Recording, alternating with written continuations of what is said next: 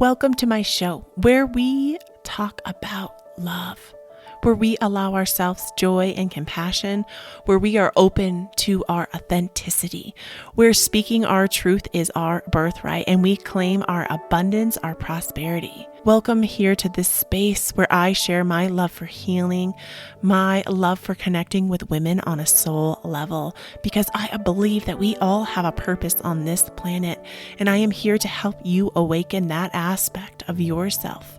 I am here to help you claim your inner power of safety and trust and creativity and confidence and love and healing and speaking your truth and intuition and connecting with those around you. Here and now is this space that I have created to join women together. I love you and I'm so grateful for you. May we lead with love and light, joy and compassion, my beautiful soul sisters.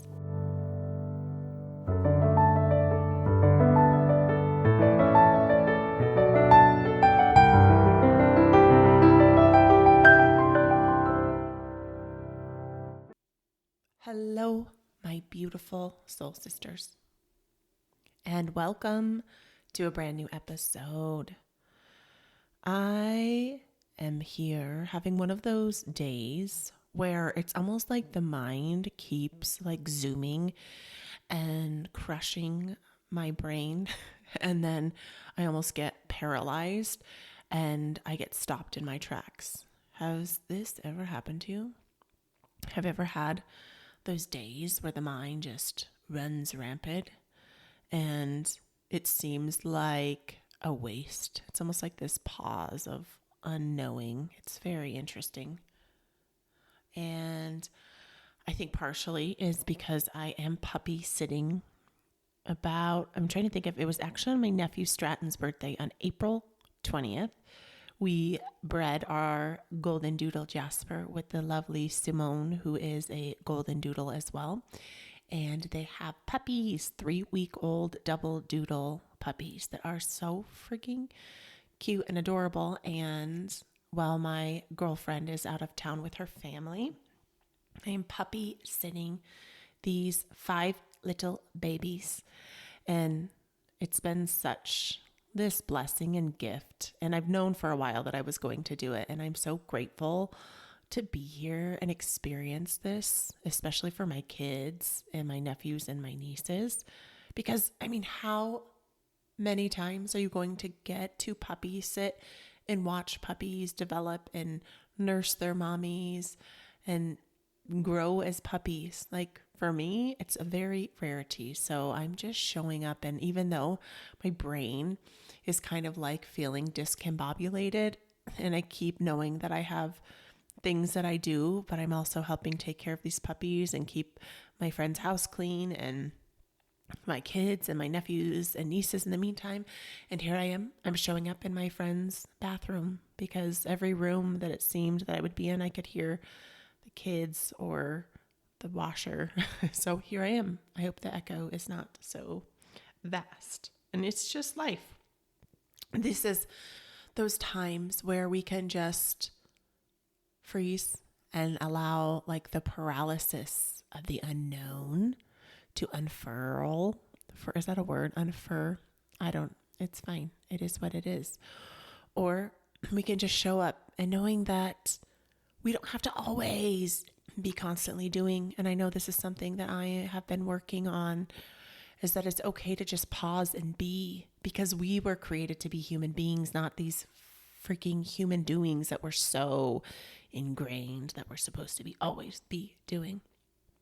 And, you know, it's like these times where we just allow life to unfold is when inspiration and creativity can unfold. It's like in the non-doing.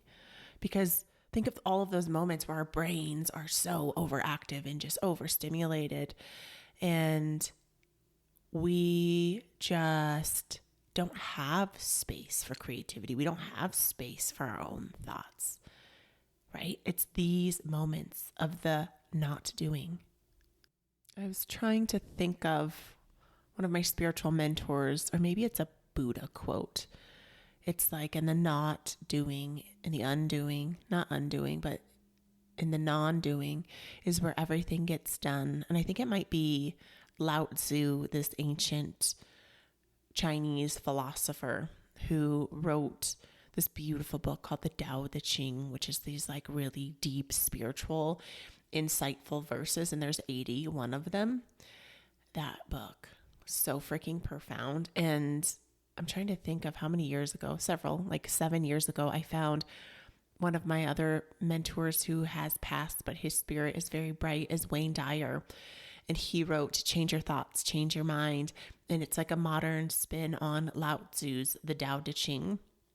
And Wayne Dyer legitimately gave up all of his material possessions and his like thousands of books because he was such a profound writer and wrote something crazy. Like I don't even remember, like 30 or 40 books. And he went and lived, I don't know exactly where, but in a very secluded space where he took the Tao, it's spelled Tao. In our American eyes, we would say Tao, but it's Tao Te Ching. And I think it's Taoteching. And he would read and meditate and just be with each of the verses for, I think he said 4 days. And then he wrote these kind of like entries of translation and what it means for modern day life. And I remember like feeling so connected and peaceful with that space. And I feel like for me, reading is such a great way when I am feeling so overconsumed by thoughts or my emotions or the emotions. I'm doing this practice where I'm not identifying myself as these emotions, because none of us are anger.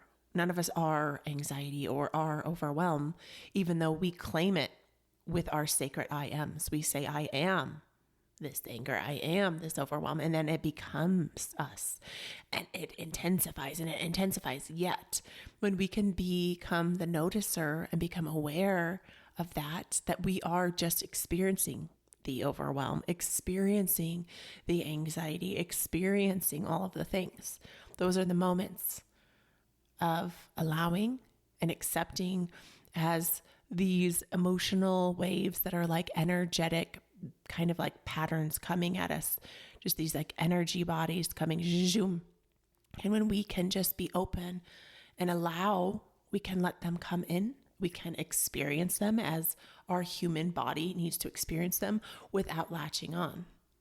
And where a lot of us go awry is we identify so deeply and we ingrain the anxiety and the overwhelm and we affirm it to ourselves, to other people, to our kids. And I know I've done it. I've done it recently. And those are the moments where I just can notice it and I can realign. And that, my beautiful sisters, is our awakening. This is our awakening. We don't have to be these like enlightened yogis, Buddhists, like masters sitting on top of a rock meditating all day, because hello, this is real life. That's not realistic. But what we can do is be these freaking humans who are showing up. We're showing up. And to me, that means giving ourselves freaking permission to be human, to allow the humanness. So to allow that anxiety, or my day like today, where I have gotten all the physical things done in the house and taking care of the puppies and making sure they're nursed and the mommy is fed, and the Oliver is this really cute, he is a boy that is my girlfriend's, I think he's a Cocker Spaniel. He looks like he might have a hint of Chihuahua. He has really Chihuahua-y eyes. And apparently I found out from my friend that he has been rehomed 4 times and he's such a little love bug. And I've been taking care of these puppies, and I actually left my puppies at home with my husband, who, if you've been listening, my husband and I are doing a really good job at communicating, because if you know all of the shit we've been going through, we are actually working on things, and we're actually working on them, and it's feeling really good. Even though I'm not near him, we're actually calling each other and talking to each other, which sounds so silly and so simple. But honestly, for us, usually when I'm down at my sister's, I do not call him because I just feel like he's doing his thing, I'm doing mine. So we've been making it a point to stay connected, to keep connected. And it's it's a process and it's a practice. It's not a perfect, and it's a showing up and actually trying. I've been actually going for these lovely walks with my sister because luckily she is backdoor neighbors with the woman that I'm puppy sitting for. And we've been going for these lovely hour walks in the morning while my daughter and all the cute kids are in hog heaven puppy sitting and like thinking they're on vacation because we're staying in my friend's house. And we were going for this walk and talking about our husbands and all of the things that drive us crazy about our husbands and our relationships and all of the turmoil and the resistance, because she is like me and has been in a relationship for like 20, I think she's even been longer, in like 20 something years. And I've had this thought a lot, which is so funny because we were just talking with our beautiful house cleaner, who's this amazing spirit that we've both just connected with. And she said, I was just talking to her about that. And I was like, that's so funny. And what it was is I was saying, like, our husbands, like, think of them almost like our children. When our children are being so annoying or going through something and having so much anger or whatever they're experiencing, we're not going to just toss them aside and divorce them and say, I'm not going to deal with this. And obviously, if you're in a relationship where it's physically, mentally, or emotionally abusive, that's not okay. And that has to be fixed or worked on, or like especially physical, mental, spiritual, emotional abuse. Like, that is not healthy. And I know my husband and I have often struggled with emotionally trying to hurt each other. And the thing is now is we are noticing it and we have both identified it, right? This is part of our awakening, is becoming conscious in these moments, conscious and present that we are doing these things and that it has not served us and it's been really toxic. And yes, that is our past patterns, and that doesn't identify who we are today, that we can learn so freaking much from our past and the way we've acted previously, and that we can choose again. And even if in those moments when we find ourselves doing those same negative, gross patterns, freaking notice it, my sisters, and choose again. Because it's one thing to notice and then keep doing the same things. Like, this is something I'm always working on my kids, is like, we all make mistakes, and it's part of human nature, and it's part of our karma is to make mistakes, and no one's perfect. But the thing is if we're making the same mistakes over and over and over, like, we're creating that same karmic loop.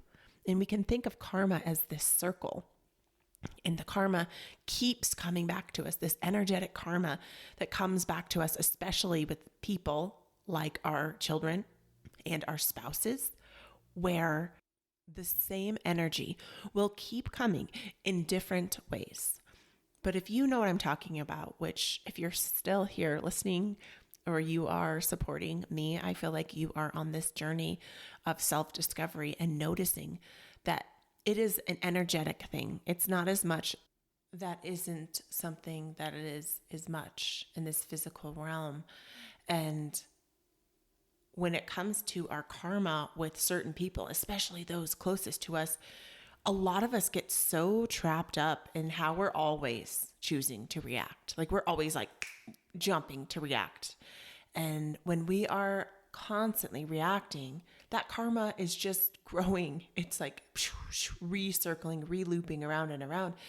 And in experiences when we can notice, right, this ebb and flow, this rise of energy between the two of us, it's up to us to shift that energy or to continue on that same karmic loop.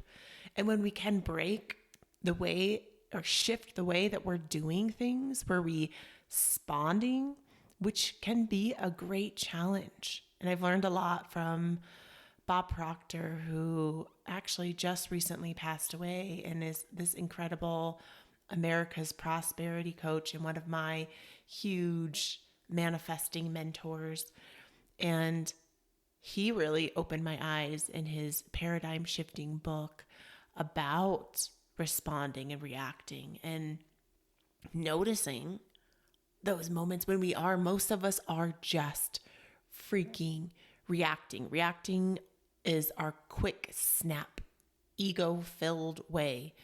And then responding is when we can actually just pause for a moment and take a more conscious level look at things.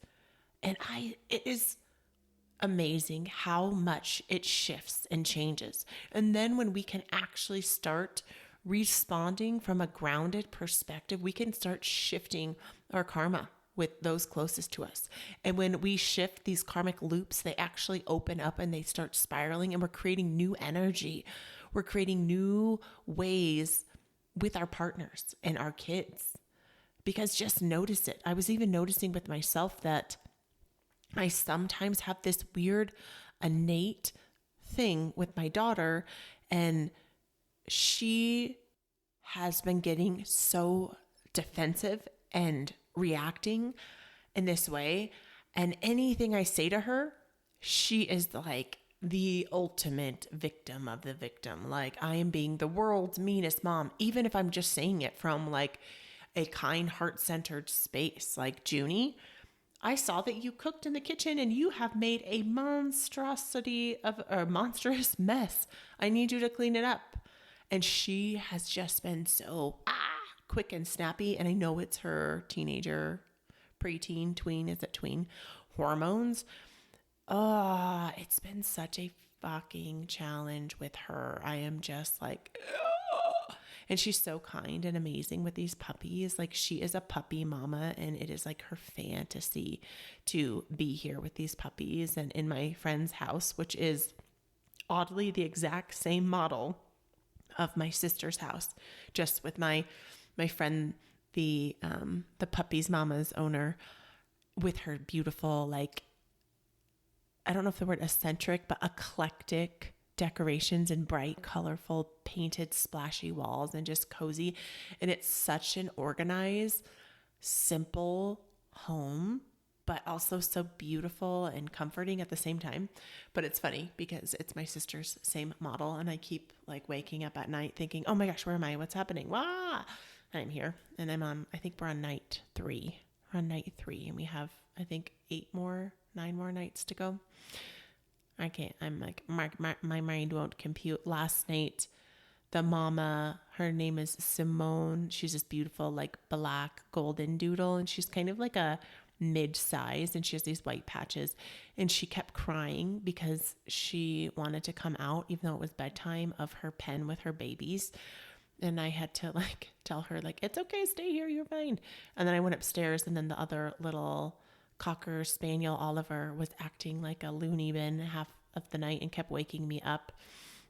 And it was just a lot of things, and I felt a little sleep deprived. It's so interesting because I used to be so sleep deprived all of the time when I had little kids. I did not sleep through the night for like 8 years. 8 years, not a year. 8, EIGHT, 8 years with babies, and waking up and nursing and nightmares and peeing and growing pains. And now it's like really rare that my kids wake me up, like so rare, only if extreme growing pains or extreme nightmares or just emotional whatever.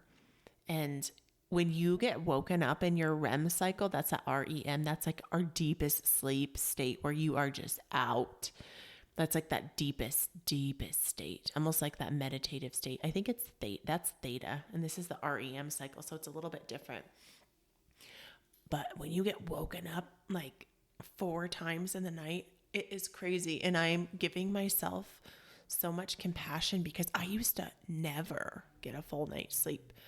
And then now I'm almost taking it for granted because it's been, I feel like since Jack has been solidly like 5, I've been sleeping through the nights for like 5, 6, 7, 8, like 3 solid years, which has been amazing. And I almost like look back and think back to those sleepless nights, and it was so hard, but I just allowed myself to show up for it because that's where I was, and that's what life needed from me. That's what my babies needed from me. And I would wake up 8 times a night if my babies needed me to. Like, actually, Milo did get the tummy bug a few months ago, and I have never had a kiddo, I guess maybe many, many moons ago, have the tummy bug that violently. And Milo's just so big now. He's probably like 5'6" and weighs like 100 pounds.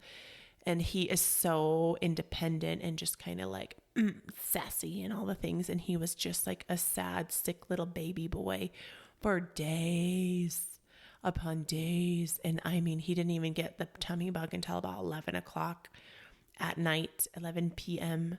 And I had to wake up with him and just lay with him while he cried and moaned and vomited and went to the bathroom. And it's like, wow, pause and notice your life and notice the things the universe has been giving us that we might not have been even realizing. Like in this moment, I realized, oh my gosh, I'm so grateful that I have been able to sleep through the nights.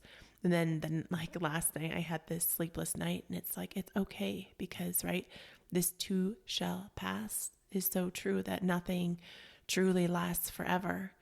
And we just have to give ourselves compassion for these days like today when I'm feeling like all of the things. And my sister was telling me how she's been off and on struggling. And I always feel like we struggle with the same things in different ways. Like her brain is just so overloaded that she's just like stopped and not able to do anything because it's just like, and then those are the days where just getting the basic stuff done is enough. Like just eating, feeding the kids, whatever, making your bed, getting the laundry done. Those are the days that's okay for the stay-at-home mamas. And for the business mamas, the entrepreneurs, like still plugging in and doing your business stuff, like still showing up.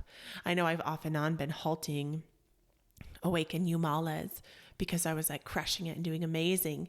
And then the universe kind of slowed my roll. And now I'm feeling that wave of inspiration back again for creating these beautiful, energetic malas to help heal on deeper levels. And I made my first mala that I had, I think, in like 3 weeks because I just kind of paused and know that creativity, it can be fleeting, and inspiration too. It's like when those moments arrive where we are feeling truly inspired and creative, stop what you're doing and do and create, because they're not always here. And when they're not here, like we can still do things like I'm still showing up. I'm still podcasting. I'm still creating for Awaken You Healing Center with Shelly on YouTube, still doing the things. I'm still journaling in my journal. And I had 3 days where I didn't journal what I was grateful for. And instead of beating myself up and being rude, do you know what I did? Is I put my hand on my heart. And every time I would notice those mean inner bully, inner tyrant thoughts, inner critic chiming in, I just say what I'm grateful for. I look around, I see it, and I feel what I am grateful for. I see it, I feel it, I experience it. And just knowing, right, that we are all just people, and we have to just freaking show up where we are today and where we are on our path. And even I was noticing all of those thoughts this morning, and my big kids were over at my sister's house, and I'm here with the puppies, and I was here with just Jack, and I barely get time with just one kid. And I just sometimes don't even notice how adorable and how amazing and how big and smart he is. And I just was sitting here in awe, just being so freaking grateful that I'm Jack's mom and that I get to see him grow up. And he's already 8. He's 8. He's my baby. He knows he's my baby. I've even told him, I will always call you my baby. No matter how old you get, you will always be my baby. And then Milo likes to rub it in that the littlest, the youngest, always gets what they want. And it's kind of true to an extent, but that's just, it's one of those things. And it's like these small moments that are fleeting that we don't even give ourselves acknowledgement or credit for. And we, again, just have to freaking keep showing up. And I am so grateful for one of my beautiful soul sisters, Jess, who has been this like incredible, grounding, connecting soul sister that I've only known for, we're going on almost 3 years now. But we just have this like instant connection. And if you listen to last week's episode, she did this awesome quantum healing, which is like this energetic Akashic records healing, whole beautiful thing. And not a ceremony, but I don't even know what you called it, just like an appointment with me. And I feel like I have been allowing and letting go. And I finished my 14 days of my health reset detoxifying from Huru's, which it's actually spelled Herus, Huru's Holistic Healing.com. Where, and I'm still taking the supplements where 6 times a day I take different supplements to like purify and revitalize blood, cells, a parasite eliminator, it's like a liver detox, brain revitalizer. I think I got all 6, that might be. And it was hard. It was fruit and vegetables, very specific ones, juiced and eaten, and mostly juiced fruit, which is very strange to me at first. The concept was so strange. But the reason I did this was to reset my health, to reset my thyroid, because my thyroid has off and on been imbalanced. And many, many years ago, I took hypothyroid medication, and I took it for 7 years. And then my sister was taking it as well, and she found this article all about a side effect of this hypothyroid, whatever, I don't even know which one it was, that it causes lung cancer. And I took it for 7 years, and I read that, and I know that people, you're not supposed to do this, but I was like, I am not taking this anymore, and I stopped. And then I started eating healthy and researching supplements and yoga poses that I could do, but I could just tell that I still had some sort of imbalance. And then I started taking a thyroid supplement, but all homeopathy. No more. I just don't want to put pharmaceuticals in my freaking sacred vessel. This is my vessel, and only things from the earth. Thank you. And this reset, though, I know, like, it was very hard. And it was like day 4. And then I think day 7. And then I think I was at day 10, and I was so hungry. And I remember hearing my sister was saying how sometimes that we can do things that can actually damage our body worse if we're stressing out. And I also learned that from this beautiful woman named Kari, who I met at this women's retreat. And she is a Chinese herbal medicinist and a holistic healthcare practitioner. And she was telling us, like, be just leery, like listening to your body. So it might have even been 9. I was so hungry, and my body was like craving cashews. So I was like, Shelly, it's fine. You eat your cashews, which just sounds so funny. It was like, don't eat cashews. But I ate cashews, and then I ate cashews. And then day 12 was this last Saturday. No, it was day 13. And I went to the farmer's market with my brother-in-law because I was down here in the valley puppy sitting. And there's this amazing, authentic Mexican booth that they make. And I'm sure that it has all of the bad oils. But I am a sucker for amazing tortilla chips and like corn tortilla chips and salsa. And they make homemade salsa. And the salsa has really good ingredients, but the chips don't have any ingredients. And I just was like, looked at the chips and I wanted the chips. So guess what? I got the fucking chips. And I ate the shit out of those chips. And it was so crazy because after 13 days of just fruits and vegetables and cleansing, and I'm about to get my period, my body was like craving in these like crazy ways of just like, you know, that like natural feeling of feeling like so hungry and like you want something so primally bad that you will do whatever it takes to get that thing. I was like that. And then I opened the freaking chips and I got 2 kinds of salsa. I got this amazing like cilantro and guac and salt. It only needed some lime juice, but I didn't have any. If it had lime juice, it would have been perfect. I freaking love those. I love flavors of Mexican food. I would probably eat Mexican food for every meal. And it might be because maybe I was Mexican in one of my past lives, and I really resonate with Mexican food and Mexican culture and how they eat and feed a family and are just their big gatherings. I love that. And then the other salsa was this amazing, like it was like a hot salsa with mangoes and cilantro and onion chunks. And I was just like, when I first ate that, like first grain of 12 days, my body was, I felt so grateful. Like I feel like this cleanse, if anything, it allowed me to be so grateful for the food that I eat, because I know that I take food for granted and I'll just eat, you know, even cashews. Like I love nuts, but just like eat them kind of mindlessly when I don't even need them, when I'm not even really hungry. I see them And it's funny, maybe you could be aware of this yourself. This is like your awakening to food, is like noticing how many times we mindlessly are eating. It's like unintentional, just you see it, you eat it. How many times do you allow yourself, even before you eat? Like there's been many times, even on this cleanse, where I just was so hungry, I didn't even really acknowledge my food. But then I take a moment to give gratitude and connect with the energy of the food and say, thank you so much. Thank you so much for this nutrients that my body is going to be absorbing, because it is coming in my body. And it's like, especially when you're only eating things from the earth, and we're used to, like as humans, like I am on a gluten-free diet, but I will eat gluten-free bread, not a gluten-free bed. No, gluten-free bread or pizza. I eat that stuff. And it's delicious. And I like it. And as I started introducing like those chips, it was just like this, amazing. Oh my gosh, they were the best. And I actually just ran out yesterday. So I ate them like 1, 2, 3, 4 days in a row with the most amazing salsa. And I'm still thinking about it.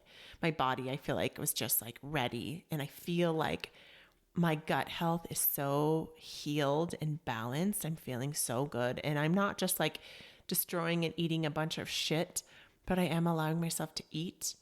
And I ate today 2 pieces of sourdough bread. And I don't even eat wheat. I just like don't, because I don't feel like wheat resonates, but there is something with sourdough and how it processes and digests in our belly. Well, I ate 2 pieces of delicious toasted non-GMO sourdough bread with like avocado toast. You take an avocado and you open it and then you smash it up. And I put salt and pepper, and like, you can tell where my mind is on food. I've been just like, oh my gosh, if all I do is absorb calories, I feel fine with that, because I think my body was so like depleted. And there were a few days on this cleanse where I did feel so hungry, but I kept eating fruit. But there is only so much fruit you can eat before your teeth feel so sugary. But I also have like this huge amount of gratitude towards fruit and how delicious it is to juice a freaking pineapple. Have you ever juiced a pineapple? It is so good. Oh my gosh, so good. Mango is delicious, but it like sucks. So don't juice a mango. There's certain fruits that juice amazing. Like watermelon juice is incredible and gives you copious quantities. But like oranges kind of takes forever. And then I was noticing when I was peeling the oranges, like the rind from the peel was getting shoved under my fingernail, and then I was getting like citrus burn on my skin. It's very funny, all of these things. And then I felt like I was constantly feeling sticky all of the time, because this cleanse, it's called the Mind, Body, and Soul Restorator. And it was like a lot of things that I'm so grateful that I did. And the stickiness has dissipated, and I've kind of slowly been transitioning to smoothies, which are so good. And it's so funny, I haven't really made smoothies in that long because they freeze my throat. They're very cold. And yeah, it's one of those things to like, again, bringing awareness to where we are. And again, maybe I'm here like pausing because my body does need to take this time to like rest, reset. And it was like the last day of my like food cleanse when I was like staying really strict on the protocol. And right now I am still taking the supplements and just I'm eating food as it feels good, because again, like it's so important to listen to our body and our cues. And actually yesterday, for the first time, I had one of those so delicious like cashew ice cream dipped in chocolate that had sugar in it. And I haven't had sucrose? Yeah, sucrose sugar.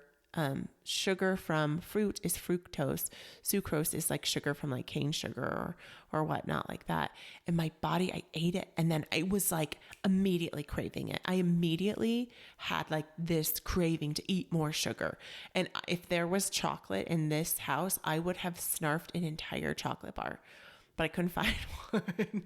I was like thinking to my friend, I was like psychically sending her, where do you hide your chocolate? Because I know I have to hide my chocolate from my friends, my kids, I mean, and you will know this if you are a mom, like you hide your sacred, delicious treats. And then I ended up eating a peach at like almost 8 o'clock at night. And that was fine because this has been so strict on like, can't eat past 5, da, da, da, da. I just never do well with the can'ts and limitations. And I just am I've always been this like free spirit that I like to do what I like to do. And I think that is so important with our bodies, especially to listen to your body. But we obviously have to be careful because I am a testament of sugar, cutting sugar out for, it was 14, 15, 16 days. And then I get a little bit of it in my body. It's like a drug. It's like, yes. And then I actually had coffee too. And then I've had it for like 3 days because I hadn't drinking coffee in like 2 months, because I don't ever want to be dependent on things. Like I don't want to ever be dependent on caffeine or sugar or alcohol, or like when I was younger, I was into drugs. I was never really like a dependent drug addict, but I definitely would recreationally with friends like do drugs, and I just have seen it destroy so many lives. And I am working on being a recovering control freak. Like that's something. And I know that control is a way of coping with everyday anxiety for me and for many women and mamas. And I just want to be in control of my own shit. Like I want to be in the driver's seat. I don't want all of these substances to be guiding my life, because even that sugar last night, like that sugar was guiding me. And even today, I feel like a lot of this too is my body's way of like saying, okay, you need to eat some more food. Like you're about to get your period and deplete a lot of blood. So you need to eat, Shelly. And so you know what? I've been listening, but in a mindful way. Because, right, if we're eating fast food and they put all of these like yucky chemicals and ingredients inside of the fast food that actually make us crave and want more, like even post, like I think it's something crazy, like in the French fries, that in fast food French fries, there is, I'm sure it's MSG, monosodium glutamate, which is, you can do your own research on MSG, read about it, and your own research about fast food. But the chemicals and all the additives and all of the toxins that are in the foods are not healthy for us. And that these chemicals in the food are actually making us crave to have more of these unhealthy foods. So it's not just like this quick little fix. Ooh, I'll just have it once. And then, ooh, I'll have it twice or 3 or 4 times. And it's fast food because it's fast and it's quick. And I know that I've learned during this cleanse to be grateful for my food, and that it takes time to make food. And we have to make our food a priority because our food is a direct reflection of our health. And if our health is feeling poor and we're low energy and we're sluggish, like, yes, it can be many environmental pollutants and other factors with mental, emotional, physical health. Also, though, it's like our awakening begins when we are aware of what we are consuming, what we are putting into our body, how much water and what kind of water. If we have clean water that's purified, or if we are drinking tap water that is filled with fluoride, which is so immune compromising and also is covering up our pineal gland, which is this space of our intuition, like that. If it resonates, gut instinct, or just that inner knowingness when you just know. It's like you don't know until you know. And then when you know, and you can't even describe that to anyone. And so it's all of these different factors of just bringing that awareness, bringing our awakening to what we are putting into our sacred vessel, our body, our mind, and our spirit. And it goes for our mental and emotional health too, my beautiful sisters. It's like, a lot of us choose, like my nephew he's 14 and he just wants to be on YouTube and play video games all fucking day long. And it drives me crazy. And I see my sister has such a good point. Like she does not want to micromanage him. She wants him to be able to, like he's 14. He really only has 4 more years at home, but he's almost 15. And she wants him to be able to do his things. But also it just shows like, that media is dominating and that's all he wants to do. So my boys are here and that's all they're wanting to do. And my friend, I'm staying at her house, has a Wii console and the boys just keep sneaking downstairs and playing video games. And this is why I have not gotten video games in my house, because I know it is like a drug. It's like that dopamine hit, like that. And I know even like a lot of kids, my other sister has a son and she has an Xbox and he doesn't even care about the Xbox except for when his cousins are over, and he has a lot of self-control, but that's not the case for most kids. And it's just like that awareness of like what we're putting in our minds. Like if our mind is constantly being filled with media and like the scariness of the news, and social media feeds. Like, I can't even say this enough. I even notice it in myself. I'm posting for my podcast or just sharing with my online community, and then you get sucked in the rabbit hole. Even my sister Jenny was telling me, I never get on Facebook, and then I got on there and I was like reading about some girl I went to high school with that I didn't even care about, and I had to be like, what the fuck am I doing? What am I doing? So in those moments, like, this is our awakening, my sisters, is bring your awareness to what you're putting in your sacred mind. What are you putting into the bank of your mind? I wrote it in my book, Awaken You, this beautiful chapter and this whole section on the bank of your mind. Like, notice how many deposits are you putting into the bank of your mind? How many withdrawals, negative withdrawals? Like, how much gross, toxic social media or toxic news? And like, the news is only going to feed you what they want to feed you. Like, you can look and find whatever it is that you want to find. And mostly, like, I know for me, I had to cut the news out. And yes, I want to be current and hear about events, and I will like do my research very selectively on very specific sites. But I'm not just going to let my mind be filled full of newscasters' thoughts or whatever their producers' thoughts are, because this is my freaking mind. And even I noticed that my thoughts have been a lot, like, very turbulent, and I do a lot of work with affirmations, but I didn't write my affirmations for 3 days. And for me, not writing my affirmations for 3 days, it makes me do even more work. So then I have to come back. And this is really helpful, is that I write my affirmations inspired from Bob Proctor. I'm so happy and grateful now that, and I'm like, my manifesting, like, I do my gratefuls, but I'm actually like grateful for my kids, my husband, my abundance, my money, my health, all those things. And then what I'm working towards manifesting, I'm so happy and grateful now that, in the positive present tense, I'm writing it, I imagine it, I feel it, I see it. And I actually made a mind movie inspired from Natalie, I think it's Ludwig. And I actually had heard of her, but didn't really know her that well. And she was one of the presenters at the women's retreat that I went to. And oddly enough, she was one of the only presenters that I did not connect with. And then I found out how famous she was and all these things. And I didn't let any of that get to me, because I felt like, in a way, that this woman who I'd heard has done all this work with Joe Dispenza, and even on my sister's health coaching training and stuff, I had a really hard time connecting with her energy. She's very masculine energy, but she's the creator of mind movies. And many moons ago, I created my first mind movie about like 5 years ago. And I created one for my soul sister, who was the creator of the Becoming Fierce retreat, Stephanie James, who also is a producer, a movie. I don't know if they call her a movie producer, creator.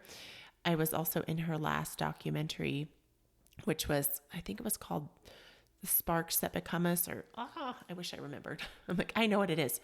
It's all based on the spark. Oh, when sparks ignite. That's what it was. And she is very connected to this Natalie woman. It's like has all these like amazing, great things to say about her. And I'm such a loving and open person. And I really had a hard time connecting with her energy. It felt really like a mask or a veil was in front of her. And I appreciate her work so much, and I send her so much love. And I know that she's doing the best that she can in the field that she's doing. I just sometimes struggle with people who are in these high hierarchy spaces where they have 5 million followers or whatnot. And then you meet them in real life and it's hard to connect with, because I feel like part of my journey and the work that I do with women and people is to connect and meet people like on a heart level. And if you haven't listened, I wrote or spoke that whole episode on protecting your energy like your life depends on it. And this is different. Like, there's a difference between protecting your energy like your life depends on it, because it does, and then meeting people exactly where they are. Because sometimes we do, like, we can meet people where they are, like be on their same plane, but we don't have to drop our energy. We can hold our frequency. And maybe that's part of her thing that she does. And she holds her energy so high. And maybe I was just in a space where I couldn't meet her where she was. But you know what? I really feel like I needed her energy, and to feel that resistance, to a powerful woman and to feel her energy and to also give her so much gratitude for showing up and doing the work that she is doing, because I made myself a mind movie, which I think that you can just find on mindmovie.com. I think that is her website. And it's just images. It's like a dream board, but a movie. And you find a song that connects and feels like you can feel joy and happiness and amazingness. And I picked this beautiful song that was actually from that women's retreat called Follow the Sun by Xavier. Is it Wood or Wolf? I never heard it. And it's like, follow the sun, set your intentions, da da da da. Oh, beautiful. And it just makes me feel all the feelings, because we listened to that after we did this shamanic beautiful journey and like set our intentions in a clear crystal quartz and buried it in this beautiful mama tree.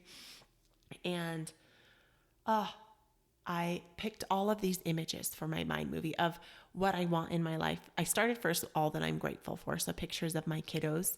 And I actually have, I'm trying to think of the app. It's called InShot, and I use it to create all of my YouTube videos. And I think I pay, I don't know, probably $4.99 to $9.99 a month for it. And I picked all of these images of my kids that make me feel so much love. And then all the affirmations, like, I'm so grateful to be alive. I'm grateful for my family. I'm grateful for joy. I'm grateful for my dogs. I'm grateful that I connect, like all things too. And then things I want to work on. And then I had these pictures and this music. And then you can also like sync the pictures in like how they transition. And I love these like bubbly orbs, and they'll transition. So it's like soft and gentle transitions. And I mean, it takes a long time. Like it takes hours, because you have to find the exact pictures that you want. And then for me, I'm working on manifesting like my online business and creating that without allowing overwhelm to dominate. And also I'm creating now a women's retreat with my sister and some soul sisters I met, which I'm really excited about, because I haven't led a women's retreat in 3 years, and I know it's one of my callings. And then my healing center, of course. So I found all of these pictures of what I want. Like I can see it in my mind. And I was looking online, and of course it's not exactly what I'm imagining, but like pictures of a labyrinth and beautiful yoga retreat spaces and beautiful front desks and treatment rooms, healing rooms. And I found all of these images that were in alignment with kind of like the vibration or the frequency that I'm putting out there about my healing center, and really positive thoughts about my healing center. And that's a whole section of my mind movie. And then I also had this dream to manifest on the same property about maybe my magical number is 11, but originally it was 9 acres of land. And then a few acres past my healing center, I want my home set in nature and have about 4 to 5 acres for my family. And I found this beautiful home in Estes Park, like nestled in the woods, that actually has 9 acres. It's fucking beautiful. And just this gorgeous home with like kind of like that mountainy vibe, but not too rustic. I'm not like such a rustic vibe. I want like my own style on it, like not like everything bears and mooses and antlers hanging from my chandeliers. But like I love like wood, and I love when there's wood on the ceilings and thick wooden beams and open beautiful windows. And I found this house that's actually for sale, and that's there. And I have all my affirmations and all the things, and then things I'm working on with my husband, like pictures of my husband and I when we were feeling so in love and so happy, and we were both really fit, and especially he was like really in shape and feeling so good about himself. And like my affirmations that I'm so happy and grateful. Rex and I communicate every day. We openly love and support and honor each other. We have soul connecting, orgasmic sex, and like all of the things that I'm working on. It's on this mind movie, and it's awesome. And I think it's 7 minutes, which I'm like, you know what? I have 7 minutes twice a day to create the life that I want. And so if you can imagine that, so then it's a clip, like all these little clips. And usually the pictures are no longer than 5 seconds, and you can put video on there too. But this one, I didn't put video. It's just like kind of like a continuous stretch of these 5-second clips. But some of them I did lengthen like 10, 15 seconds if it has a really long affirmation. And then like the whole part of manifesting, my sisters, if you're new to manifesting or you're manifesting isn't working, if you're feeling like, God, this manifesting stuff sucks, well, you have to think of it like, I actually just rewatched The Secret. I haven't watched it in many years. And I know that there's a lot of spiritual people out there saying that The Secret is like a kindergarten approach to manifesting. Well, that's fine. We need a beginner's mindset on everything. The thoughts that we are putting towards things, the energy that we are putting out, we are like these vibrational fields. So if you are like, oh my gosh, I want this, like, I'm so grateful to manifest the house of my dreams. And then you're thinking that, feeling so good in that moment. And then 5 minutes later, you look at your bank account and think, I can't afford this. We never could. I'm never going to. You're putting that frequency out. So anything you've worked at sending out into the universe, you are bringing back down. Same with your bank account. If you are working at abundance and prosperity and you are thinking of, I love money, money loves me, I'm so happy and grateful. Now that money comes to me in increasing mass quantities from multiple sources continuously. Thank you, Bob Proctor, for that beautiful affirmation. And you look at your bank account, you go to pay your bills and you are feeling guilty or like, oh my gosh, there's not enough. I'm going to bounce a check.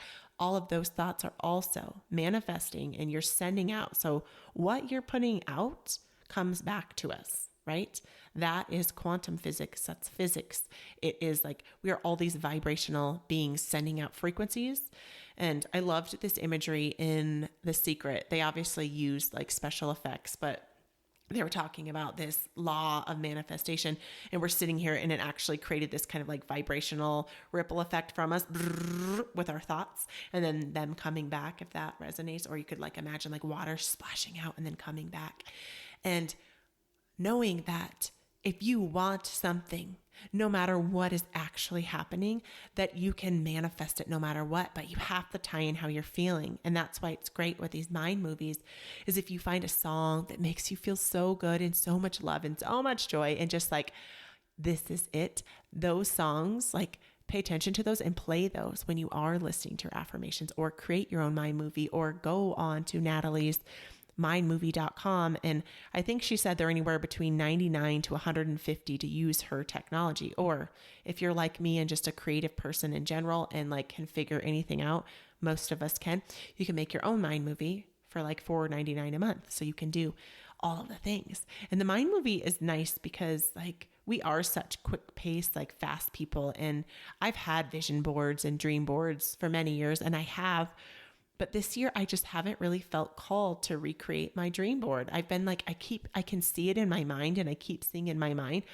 but what is it, July?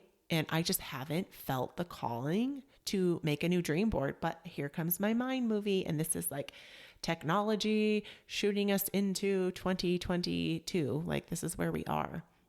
And knowing that anything is possible, that there is nothing that is impossible. And the only thing that is impossible, my sisters, is that which you deem impossible, which is those self-limiting beliefs that are holding us back. And knowing that it's okay. We all have them. And this is our awakening again, is noticing them and realigning and countering back when we're having that self-sabotage, that inner critic. Like I was just chatting with my brother-in-law and he's been like doing this really regimented workout. And like his goal is to gain 25 pounds of solid muscle. And he's like carbing up and doing all these specific things. And it was so awesome because he was being so vulnerable in front of my sister and I a few days ago and saying that I woke up and all I could think about was how fat I am and that it's not working and that I need to just stop. And it's only been 2.5 weeks. And it was so beautiful as the man that he allowed that vulnerability, that he felt safe enough to share in front of me and my sister. And I always have like things to say. I'm really working on listening to people. The part of me inside that always is just like, has so many tools to give. I just was like, encouraging him, like, that's so amazing that you allowed yourself to acknowledge that. And I know for me, when I have those self-crushing beliefs, that I reach for my gratitude journal and what I'm grateful for. And then I counter that shit with action, because action combats the thinking thoughts. Like, okay, well, you're going to say that. Well, I'm going to show you. I'm going to show you what I can do. And I'm going to show up for myself. And even like with me in this cleanse, like this part of me was like, I'm going to lose 10 pounds. This is awesome. And this other part of me was like, no, I'm doing this for my health. I'm resetting my health and I'm creating a healthy gut health, a healthy mind health. Like I'm resetting. And I think I melted like 4 pounds. And as Louise Hay says, spiritually, when we are holding on to weight, like that's our body's comfort and safety, and our body needs that, and that's okay. And as women, the older we get, our body processes and holds and stores fat and cellulite in different places. And knowing that, right, our intentionality, and I know for me too, it's like, I heard this actually from Pauline when in that women's retreat that I went to. She's the spiritual entrepreneur, amazing shaman goddess. And she was saying how she used to always focus on having this strong, fit, tight body, right? I think all of us do, like early in our 20s and even early 30s.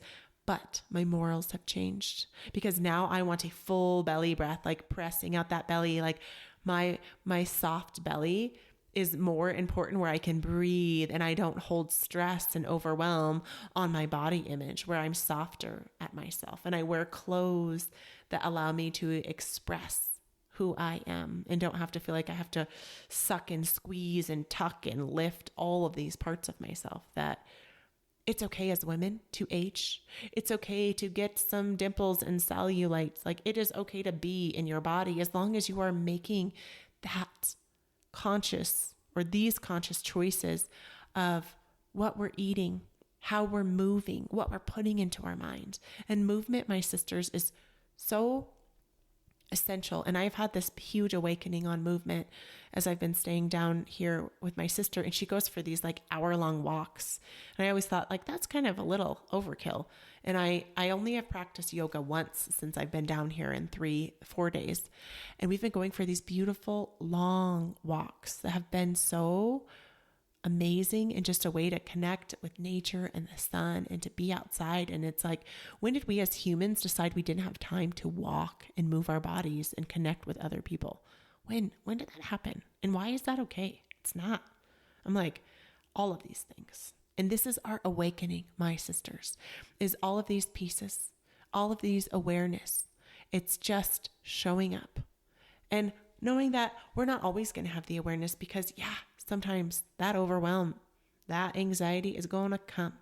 But as long as we don't identify it with it, if we don't hold on, we can allow these beautiful vessels of our bodies like to show up and fully be here exactly where we are.